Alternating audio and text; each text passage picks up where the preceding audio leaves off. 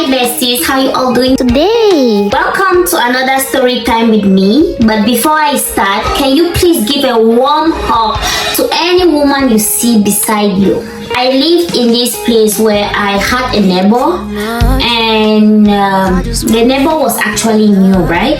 You know, when someone moves in next to you, and then you expect that person to start up a conversation and then try get to introduce themselves, and then you get to know each other and all that. So once in a while we will greet. I know when I go to the backyard, we will greet, and then she will just, sometimes she will greet, sometimes she won't greet, sometimes she's moody, sometimes she's jovial. So you really don't know, and then you're just like, okay, you can't just judge somebody like that. So sometimes they're happy, sometimes they're not happy, sometimes. And then I was like, okay, let's see how it goes, right? It's your neighbor, you have to deal with them whatsoever. Let's just say her name is Stella. So Stella came to me, she started chatting, and then we started talking. And for all those who know me personally, I know how to keep a conversation, right? So that's how I kept that conversation, and she got to tell me a whole lot of things about her that I didn't even expect. Like, when you meet people, just be nice to people. People are going through a lot.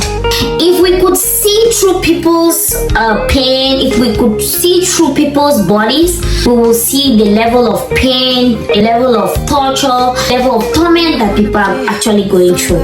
Or if you could see through people's minds, you will see a whole lot of people going through a whole lot of mental issues. So we started talking. Stella told me how she got divorced, and it's something she least expected because her husband was not that kind of person that you can even think about something like that. So she told me the detail of the story, how her divorce came about and how it's going and what she intends to do. The divorce took place like 8 years ago, something 8 years back. So what happened is that husband was a very devoted husband and father. He was even a deacon in church. In her words, her marriage crashed overnight. Her husband was that husband who, if he's having a night shift, he's going to take out time to call her and they pray before they go to bed. He was going to stop work during the day, during his break, to call them at home because she was like a stay-home mom, but she was working part-time. So her husband, whenever her husband goes to work, her husband will call her, they will pray. They had times that they will pray. You could never even think that her husband will be kind of husband that he turned out to be, right? He was a good father, he was a good husband. Everything, based on what she told me, everything was good in the bedroom, everything was good around the house, everything was perfect. Guess what? Her husband was suffering from an addiction that is not the one that she could help. From what she told me, she said she is devastated. Like, it's been 8 years, but she hasn't gotten over this thing. The man is happily married. Like, after 1 year of their divorce, the man got married. When they were married, her ex-husband was seeing another married woman, and that married woman was in the course of divorce. So maybe that was even the reason why this man just hastened up with everything, because she said when she noticed that her husband had an addiction, she was ready to forgive him, because the thing is, he was seeing other women and he was sleeping with other women and he was doing all sort of things with other women. So she was ready to forgive and move on, and see, she was ready to work with it and then forgive and then get him therapy and then work with it. But he wasn't ready. He was able to convince his whole family, and he told his family that Stella slept with his co-worker, and that's why he wants a divorce. And of course, the family stood by their son, right? And they believed him. They were like, okay, you know what? So she didn't have support from anybody, and she said she's from a family that she can't count on, she can't rely on for support, because her own parents had a broken marriage and her siblings were not the best to rely on.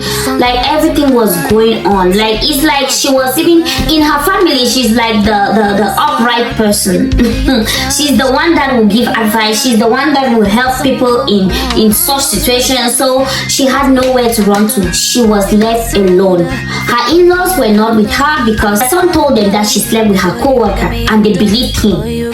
So she had no in-laws, had no husband, she had no family. She was just by herself, and then her kids had grown, so the kids could understand. So she was just with her kids. So she has two daughters. One is married. The first one is married. The other one is not married. She's like 20. She had to deal with this divorce all by herself. But luckily for her, because she belonged to this congregation, like her church congregation, right? So they were able to support her. They were able to support her for the most part of it, because that was the only family she had at the time. That's why wherever you go, always remember you have to associate yourself with the church community around you. Where you attend your church, make sure you have a good relationship with your church community, because you will need them one day. So this husband, let's just go back to the husband. So he was just having a lot of affairs with so many women at the same time. And then when she found out about this thing, she was still ready to forgive him, get him therapy, get some help, and make it work. But he wasn't ready. Like, when someone offends you and then they're not sorry, you're ready to forgive someone without them apologizing, but they're not ready to be forgiven. They don't want it. They don't want anything to work. So that's how her marriage just crashed overnight, and she has been heartbroken since then. Her eldest daughter even told her that she does not want her marriage to ever be like theirs. And then now she tried to secure a house, because she felt like since she did not secure a marriage for her children, she's like, okay, you know what, I'm going to try to get a house and then try to start working full-time. In her life, she has never worked full-time because she was a stay-home mom. She used to work part-time jobs. So this is actually the first time. Imagine you in your 40s, in your mid-40s, trying to get a full-time job for the first time. Like, everything is so hard for her. She is heartbroken. She's going through a lot. She is depressed because, like, when I spoke to her, she said she's not even ready for any relationship. She's off social media. She's not in any of these social media platforms. She is just there. She reads newspapers. She reads the Bible. She's just alone. I told her I really admire the fact that she has chosen to heal all by herself. Like, she does not want to rush into a relationship and try to heal with another man. She wants to do it all by herself so that she can pick up her broken pieces, and of course she will really know what she wants, right? Because now if she tries to rush into a relationship right now, she might get into the wrong relationship because she's just looking for someone to heal, you understand? So but since she has chosen to do this by herself, and then her daughters are with her, of course, right? So she is doing pretty well, because when she told me that she's still depressed, but she's fighting and trying to get over everything. And then her ex-husband is already married, like, it looks like he is happily married.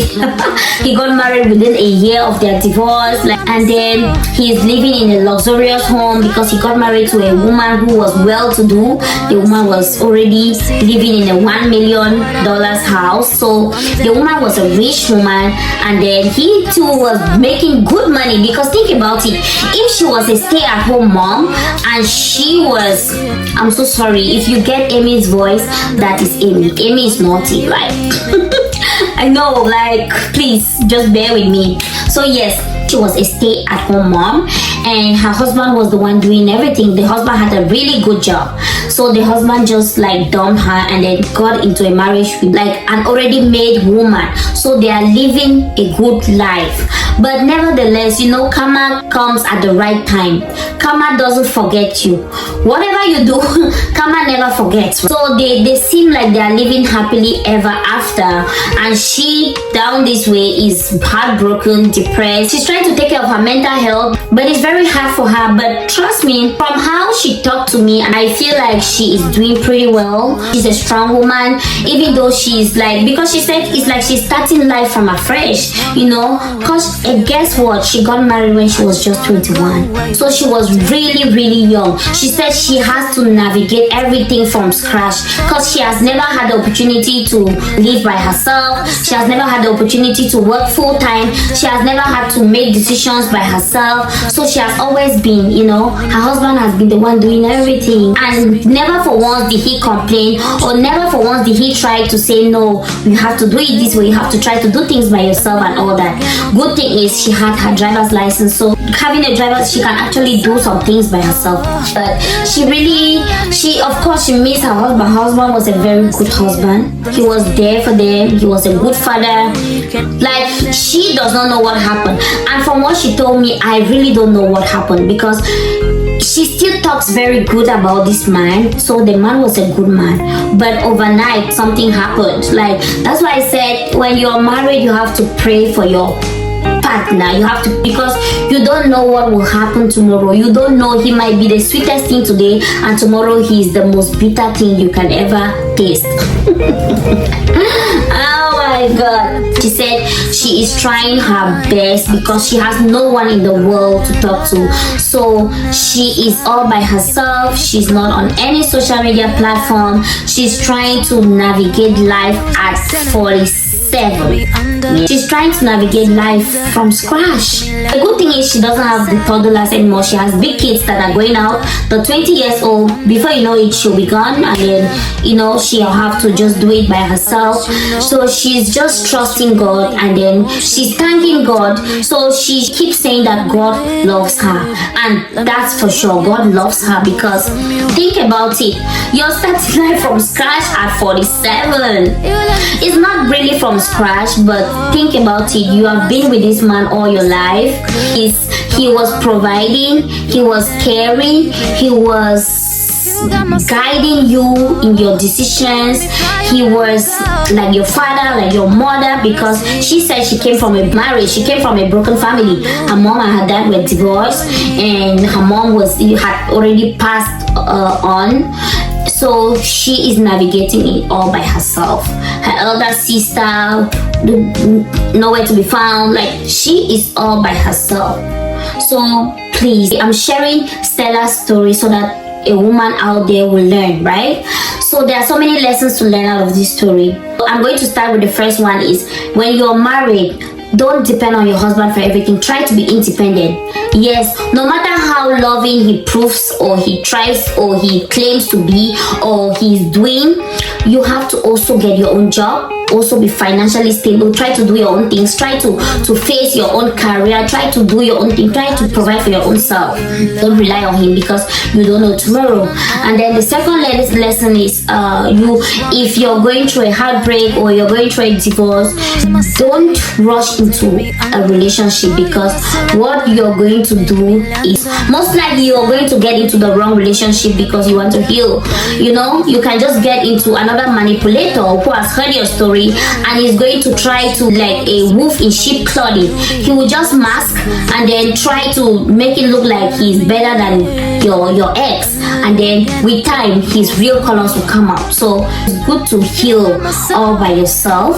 Heal like however you want to heal, but just try to make sure that you don't rush into another relationship that might be another wrong choice. And then another thing is, you can always start your life. It doesn't matter how old you are, you can always start. You can always start. She is doing pretty well.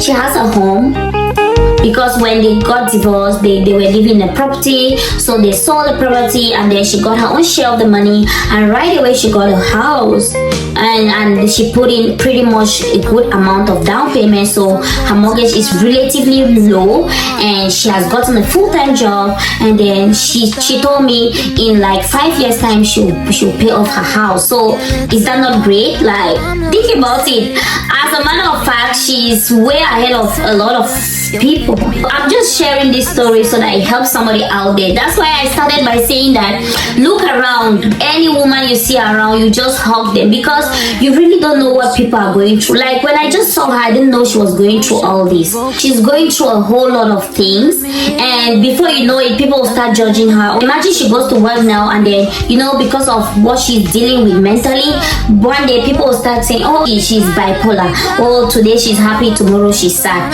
Oh, this time she's talking about this, the other time she's like this. Don't judge people when you see them. People are going through a lot. Some people don't want to say it because they don't want to bother you about their own stuff. They just know that a lot of people are going through similar things, or just know that a lot of people are going through things, same things that you're going through, or even worse. So just try to be nice to people. Wherever you meet anybody, just treat them nice, because people are going through a whole lot of stuff that you really don't want to know. Yeah, and if someone is going through something and they don't want to tell you, do not force them. They know exactly why they're not telling you, and I think you just have to respect their decision. So far so good. I think she's a very good neighbor. They say don't hear a story from one side and make a judgment. Yes, that's for sure. I'm not judging the ex-husband or her, but so far I think she's a good neighbor. She portrays kindness. She's nice, but her mental health is tampered with, and she still cannot tell, and she still loves her ex-husband. Oh, I feel so bad for her. She still loves him, but he is far ahead of the game. She told me her husband was seeing other women for over 10 years without her noticing. This man is a very smart fellow. Like, I don't know if she or the man is just too smart, because 10 years and you never for once imagined, you never for once thought of it. That means he was really good at the game. I know a lot of people will give you advice: never check your husband's phone if you don't want to have a heart attack, never do this, just try to live your life and all that. Yes, it's true, but we just, anyways, at the end of it all, you know what, karma never forgets. I'm praying for everyone who is going through divorce or who is going through some hardships. Of course, all married people are going through hardships. People have different issues. It all depends on the magnitude of the issues.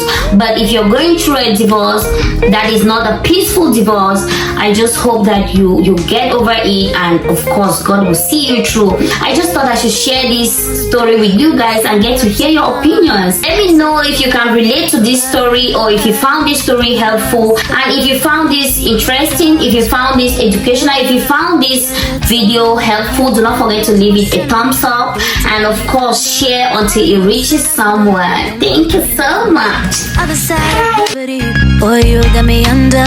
Boy, you got me fond of. Yeah, boy, you got me in love.